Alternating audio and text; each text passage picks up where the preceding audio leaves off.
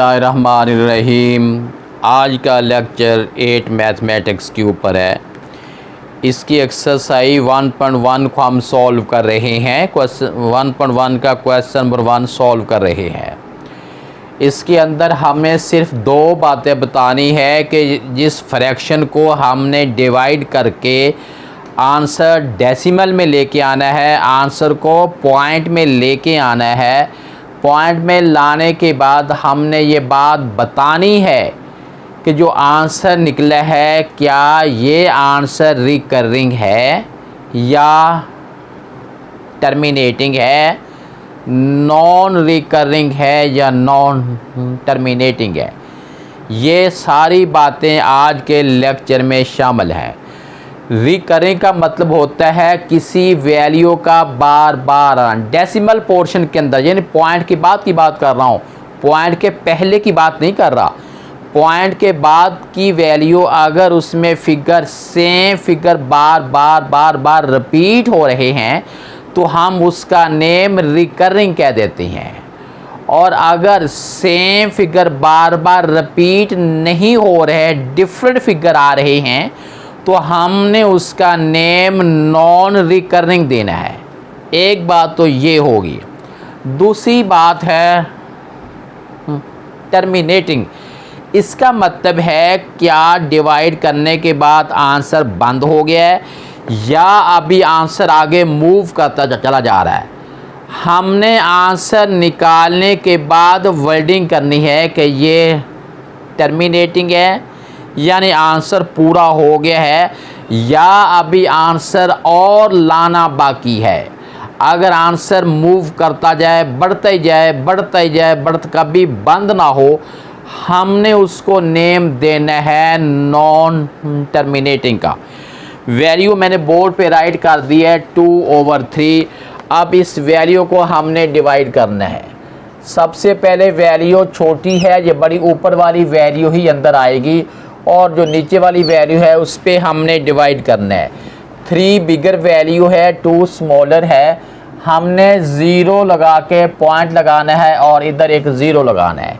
अब हमने 3 का टेबल पढ़ना है कि आंसर 20 आ जाए या 20 से लेस रह जाए। 3 6 18 है। अब हमने 10 में से 8 निकाला, 2 ऊपर से हम फिर और एक लेके आते हैं 0। 3 6 18 है। 10 में से 8 निकाला, 2 एक और 0 लेके आते हैं। 3 6 18 है। रिमेनिंग जो है 2 है। अब बेटा अगर हम 0 और भी उतार लें फिर 20 बन जाएगा, फिर 3 आंसर 6 आ जाएगा, फिर 2 नीचे बच जाएगा, काम चलता जाएगा। आपने कॉमा लगा के 1 2 3 डॉट लगाने हैं। आंसर तो बन गया है। क्वेश्चन की जो कंडीशन है वो ये है कि आप आंसर को क्या आगे कुछ लिखें। क्या आंसर रिकरिंग है, सेम फिगर रिपीट हो रहे हैं, हमने इसके लिए जो वर्डिंग करनी है रिकरिंग का लिखा है। बाकी वैल्यू बंद नहीं हो रही, हम ये भी लिख सकते हैं रिकरिंग एंड नॉन टर्मिनेटिंग। मतलब है रिकरिंग फिगर बार बार रिपीट तो हो रहे हैं लेकिन बंद भी नहीं हो रहे। उसके बाद अब ये क्वेश्चन तो हो गया है।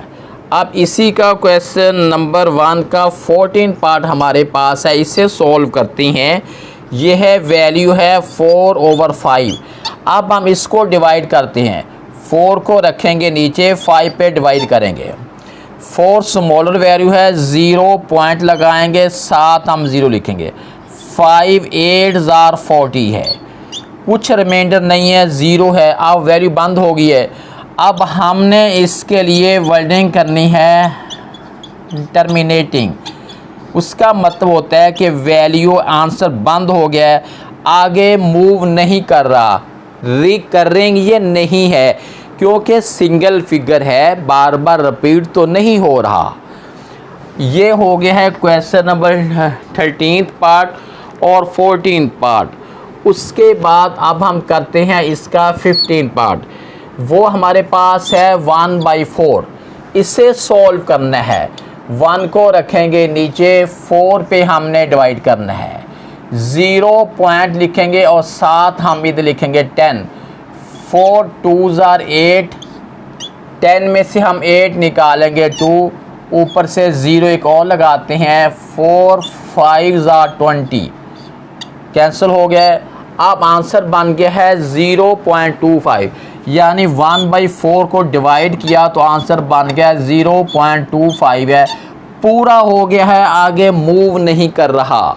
अगर वैल्यू सेम फिगर रिपीट भी नहीं है, रिकरिंग तो ये नहीं है, क्योंकि फिगर सेम फिगर रिपीट नहीं हो रहे, बार बार नहीं आ रहे। अब अगर रिकरिंग नहीं है तो दूसरा वर्ड जो है बुक में लिखा हुआ है टर्मिनेटिंग, वो हमने लफ्ज़ जो है लिखना ही लिखना है, टर्मिनेटिंग। कि ये वाली वैल्यू जो है ये टर्मिनेटिंग है, क्योंकि इसका आंसर जो है ये बंद हो गया है। 1 का जो है वो 16 पाथ है, 7/9।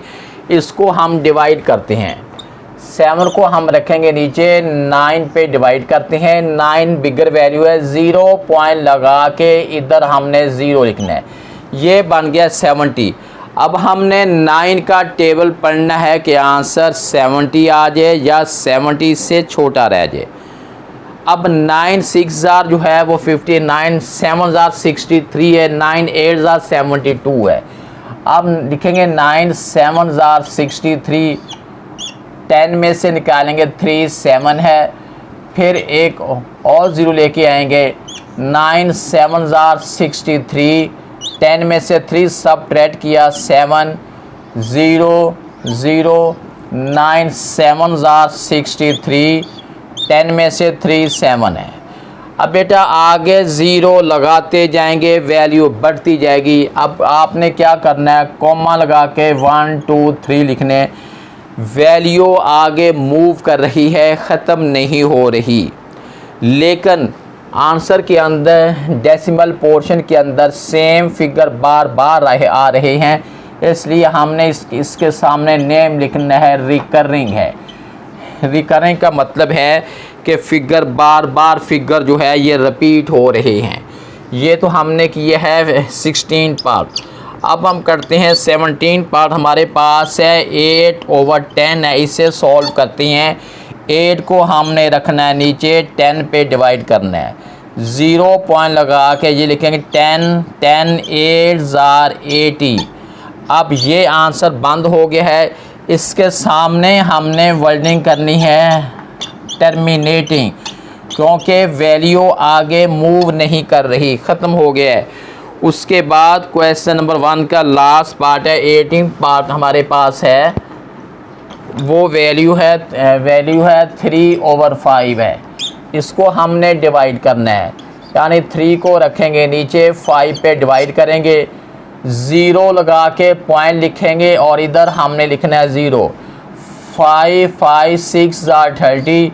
ये आंसर भी पूरा हो गया है, डिवाइड कर दिया हमने। आंसर इसका निकला है 0.6 है। फिगर बार बार रिपीट नहीं हो रहे, रिकरिंग तो राइट नहीं कर सकते और आंसर आगे मूव भी नहीं कर रहा, तो जस्ट हमने एक ही वर्ड लिखना है टर्मिनेटिंग का, और क्वेश्चन 1 जो है वो सॉल्व हो गया है। आज के लेक्चर में बेटा यही था कि इसके क्वेश्चन 1 के 6 पार्ट सॉल्व करेंगे। अब आपका क्वेश्चन 1 के 18 पार्ट थे, 18 पार्ट थे, 18 के 18 ही सॉल्व कर दिए हैं। उसके बाद हमने कल के लेक्चर में क्वेश्चन नंबर 2 होगा, वो है रैशनल इरेशनल नंबर को हमने सेपरेट करना है। रैशनल नंबर को पहले लेक्चर में मैं एक्सप्लेन कर चुका हूँ, कल के लेक्चर में मैं इरेशनल नंबर को पहले एक्सप्लेन करना है कि इरेशनल नंबर क्या होता है। जब इरेशनल नंबर एक्सप्लेन हो जाएगा फिर हम क्वेश्चन को सॉल्व करेंगे, फिर इजी हो जाएगा आइडेंटिफाई करना कि ये वाली वैल्यू जो है ये रैशनल नंबर है और ये वाली वैल्यू इरेशनल नंबर है। कुछ रूल्स हैं, कुछ असूल्स हैं, अगर वो आपके माइंड में बैठ जाएंगे तो आप बहुत ईजीली रैशनल नंबर और इरेशनल नंबर को आइडेंटिफाई कर पाएंगे इंशाल्लाह।